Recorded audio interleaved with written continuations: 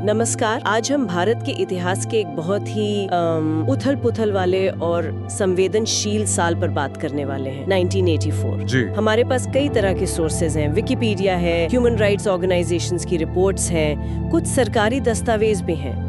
और हमारा मकसद है कि इन सोर्सेज के आधार पर उस साल की जो मुख्य घटनाएं थीं, ऑपरेशन ब्लू स्टार, प्रधानमंत्री इंदिरा गांधी की हत्या और फिर वो सिख विरोधी दंगे, उनकी जटिल कड़ियों को थोड़ा समझें। बिल्कुल, ये एक ऐसा वक्त था जिसने भारतीय समाज और राजनीति पर बहुत गहरी छाप छोड़ी है। हाँ। हम कोशिश करेंगे कि जो सोर्सेज में जानकारी है उसके जरिए घटनाओं का क्रम क्या था, उनके पीछे क्या कारण बताए गए और नतीजे क्या हुए, उनको परखें। पूरी तरह से तथ्यों पर आधारित, जैसा हमारे स्रोतों में मिलता है। हाँ, बिना किसी तरफदारी के बस जो जानकारी है वो सामने रखें। तो चलिए शुरुआत करते हैं ऑपरेशन ब्लू स्टार से। जी।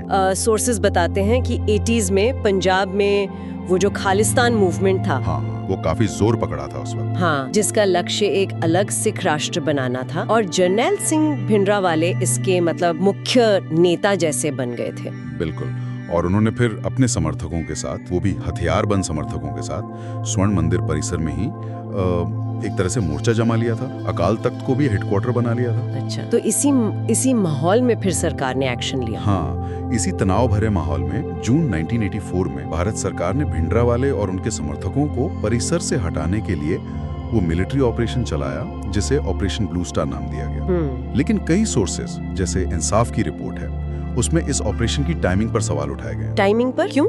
रिपोर्ट के हिसाब से ये गुरु अर्जन देव जी के शवीदी पर्व के समय किया गया था। ओह। जब हजारों श्रद्धालु परिसर में मौजूद थे, और ये भी कहा जाता है कि कथित तौर पर उन्हें बाहर निकलने से रोका भी गया था। बाप रे, ये तो बहुत गंभीर बात है अगर ऐसा हुआ था। जी, ये एक बहुत बड़ा विवाद का पॉइंट रहा है। और फिर जो नुकसान हुआ, जाने गई, उस पर तो रिपोर्ट्स काफी अलग-अलग है ना? हाँ, बहुत अलग है। जो सरकारी व्हाइट पेपर था, उसके मुताबिक लगभग 493 चरमपंथी मारे गए और 83 सैनिक शहीद हुए। ओके, ये सरकारी आंकड़ा है। हाँ। पर दूसरी तरफ जो स्वतंत्र संगठन है, हाँ। जैसे इंसाफ का मैंने जिक्र किया, हाँ। और कुछ प्रत्यक्षदर्शी भी हैं, हाँ। वो तो हजारों आम नागरिकों के मारे जाने का दावा करते हैं। हजारों। इतना बड़ा फर्क। जी, और इसमें ये भी दावे शामिल हैं कि भाई निहत्थे लोगों को बंदी बनाकर मारा गया, और जो ऐतिहासिक सिख रेफरेंस लाइब्रेरी थी, हाँ, सुना है उसके बारे में, उसे जानबूझकर जला दिया गया, और अकाल तख्त को भी भारी क्षति पहुंची। ओह, ये लाइब्रेरी वाली बात और निहत्थे लोगों वाली बात, ये तो वाकई बहुत ही भयानक आरोप है। बिल्कुल। तो ये जो आंकड़ों में इतना फर्क है, सोर्सेज इसके पीछे क्या वजह बताते हैं, क्यों इतना विरोधाभास? देखिए, स्रोत यही कहते हैं कि एक तो वो संघर्ष की अफरा तफरी थी ही, फिर सरकार का कंट्रोल था सूचना पर। हाँ, वो तो होता है ऐसे ऑपरेशंस में। बिल्कुल। और बाद में जो इंडिपेंडेंट जांच होनी थी, उसमें भी कई बाधाएं आई, तो सच पूरी तरह सामने लाना मुश्किल था। खैर, इस मिलिट्री एक्शन ने दुनिया भर में जो सिख समुदाय था, उनकी भावनाओं को बहुत गहरा आघात पहुंचाया। हाँ, स्वाभाविक है। कई लोगों ने इसे अपने धर्म पर, अपने सबसे पवित्र स्थल पर हमले की तरह देखा। और इसी ऑपरेशन का फिर सीधा नतीजा कुछ महीने बाद देखा। बिल्कुल, एक बहुत ही दुखद नतीजा। 31 अक्टूबर 1984 की सुबह, हाँ, प्रधानमंत्री इंदिरा गांधी की उनके नई दिल्ली वाले घर पे ही उनके 2 सिख सिक्योरिटी गार्ड्स, बेअंत सिंह और सतवंत सिंह ने गोली मारकर हत्या कर दी। ये भी इतिहास की एक बहुत बड़ी घटना। सोर्सेज में ये भी आता है कि इंटेलिजेंस ने वार्निंग दी थी। हाँ, जिक्र है इस बात का कि खुफिया एजेंसियों ने संभावित खतरे की चेतावनी दी थी, लेकिन श्रीमती गांधी ने, ऐसा कहा जाता है कि अपनी सेक्युलर इमेज बनाए रखने के लिए शायद सिख गार्ड्स को हटाने से मना कर दिया। हाँ, उन्होंने इनकार कर दिया था। और फिर उनकी हत्या के बाद जो हुआ, वो तो शायद और भी भयानक था। हाँ, वो बहुत ही भयावह दौर था। जैसे ही प्रधानमंत्री की हत्या की खबर फैली दिल्ली में और भारत के कई दूसरे शहरों में, सिख समुदाय के खिलाफ भयानक हिंसा शुरू हो गई, जिसे 1984 के सिख विरोधी दंगों के नाम से जाना जाता है। बिल्कुल। सरकारी आंकड़ों के हिसाब से सिर्फ दिल्ली में ही करीब 2800 सिख मारे गए। सिर्फ दिल्ली में? हाँ, और पूरे देश में यह संख्या 3350 बताई गई,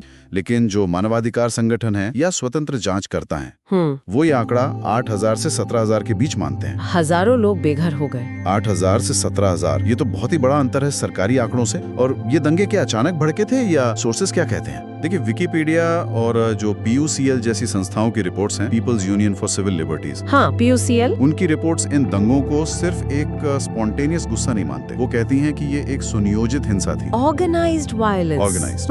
मतलब आरोप ये हैं कि कांग्रेस पार्टी के कुछ नेताओं ने, जैसे सज्जन कुमार, HKL भगत, जगदीश टाइटलर, इन सब के नाम आते हैं, हाँ ये नाम सुने हैं। कि इन्होंने भीड़ को भड़काया, उन्हें हथियार दिए, पैसे दिए, और ये भी कहा गया कि सिखों के थर कौन से हैं, उनकी दुकानें कौन सी हैं, ये पहचानने के लिए voter list, ration card list, इनका इस्तेमाल किया गया। ये तो बहुत ही गंभीर आरोप है। मतलब ये एक तरह से टारगेटेड वायलेंस हुआ। जी, आरोप तो यही है, और इसमें पुलिस और प्रशासन की भूमिका पर भी बहुत गंभीर सवाल उठाए गए। हाँ, पुलिस का क्या रोल रहा है इसमें? कई सोर्सेस हैं जिनमें PUCL की वो रिपोर्ट है हु आर द गिल्टी, वो काफी प्रमुख है। अच्छा। उनका आरोप है कि पुलिस या तो मूक दर्शक बनी रही, देखती रही सब कुछ, या कुछ मामलों में दंगाइयों का साथ देती हुई नजर आई। साथ देती हुई जी, और ये भी कि कुछ मामलों में जिन सिखों ने अपनी रक्षा करने की कोशिश की, उन पर ही पुलिस ने कार्रवाई कर दी। ये तो उल्टा हो गया बिल्कुल। हाँ, और इसी दौरान जो उस वक्त प्रधानमंत्री बने राजीव गांधी, उनका वो बयान आया था, जब कोई बड़ा पेड़ गिरता है तो धरती थोड़ी हिलती है। हाँ हाँ, वो बयान, उसकी तो बहुत आलोचना हुई थी, है ना? बहुत ज्यादा। उसे एक तरह से हिंसा को, मतलब एक तरह से जस्टिफाई करने की कोशिश के तौर पर देखा गया। तो फिर इन सब घटनाओं की कोई जांच वगैरह हुई, कोई सजा हुई? देखिए, जांच के लिए समय समय पर कई आयोग और कमेटियां बनी। मारवा आयोग था, फिर मिश्रा आयोग, नानावती आयोग। हाँ, कई नाम सुने हैं। लेकिन अक्सर इन पर ये आरोप लगते रहे कि या तो ये लीपापोती कर रहे हैं या प्रभावी कार्रवाई नहीं हो रही। जैसे मिश्रा आयोग की आलोचना हुई कि उसने किसी बड़े नेता को सीधे तौर पर जिम्मेदार नहीं ठहराया। अच्छा। फिर कपूर मित्तल समिति ने पुलिस अधिकारियों की भूमिका पर सवाल उठाए, पर ठोस सजा कितनों को हुई, ये भी एक सवाल रहा। मतलब न्याय की जो प्रक्रिया थी वो बेहद धीमी रही, बहुत धीमी, दशकों लग गए। बिल्कुल। और हाल के कुछ सालों में ही कुछ मामलों में सजा सुनाई गई है। जैसे सज्जन कुमार को सजा हुई, यशपाल सिंह को दोषी ठहराया गया। मतलब इतने सालों बाद कुछ न्याय मिला कुछ हद तक। और इंटरनेशनल लेवल पर भी इन घटनाओं पर रिएक्शन हुआ था। हाँ, क्या कहा गया बाहर? ह्यूमन राइट्स वॉच है, विकीलीक्स के जो केबल्स लीक हुए थे, उनमें भी कथित तौर पर कांग्रेस पार्टी की संलिप्तता और न्याय में देरी की तरफ इशारे किए गए। अच्छा। अमेरिका ने माना कि हाँ, गंभीर मानवाधिकार उल्लंघन हुए थे।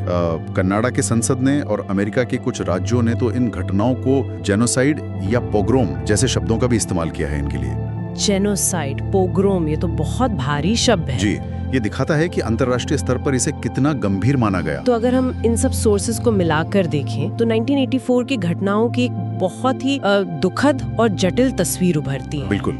एक विवादास्पद सैन्य ऑपरेशन, फिर देश के प्रधानमंत्री की हत्या, और उसके बाद एक अल्पसंख्यक समुदाय के खिलाफ भयानक और, जैसा कि आरोप है, संगठित हिंसा। ये घटनाएं मतलब भारतीय लोकतंत्र और समाज के लिए गहरे सबक हैं इनमें, है ना? यकीनन। न्याय का सवाल, जवाबदेही का सवाल, अल्पसंख्यक कैसे सुरक्षित महसूस करें, राज्य की भूमिका क्या हो, ये सारे सवाल जो उस वक्त उठे थे वो आज भी हमारे समाज और राजनीति के लिए उतने ही प्रासंगिक हैं। हाँ, ये सवाल आज भी जिंदा है। बिल्कुल। और आखिर में अपने श्रोताओं के लिए एक सोचने वाली बात छोड़ जाते हैं। इतिहास की ऐसी दर्दनाक और विभाजनकारी घटनाओं से हम क्या सबक ले सकते हैं? इनसे सीखकर भविष्य में एक ज्यादा सहिष्णु, ज्यादा न्यायपूर्ण और सुरक्षित समाज बनाने की तरफ कैसे बढ़ा जा सकता है, इस पर जरूर सोचिएगा। जी, जरूर।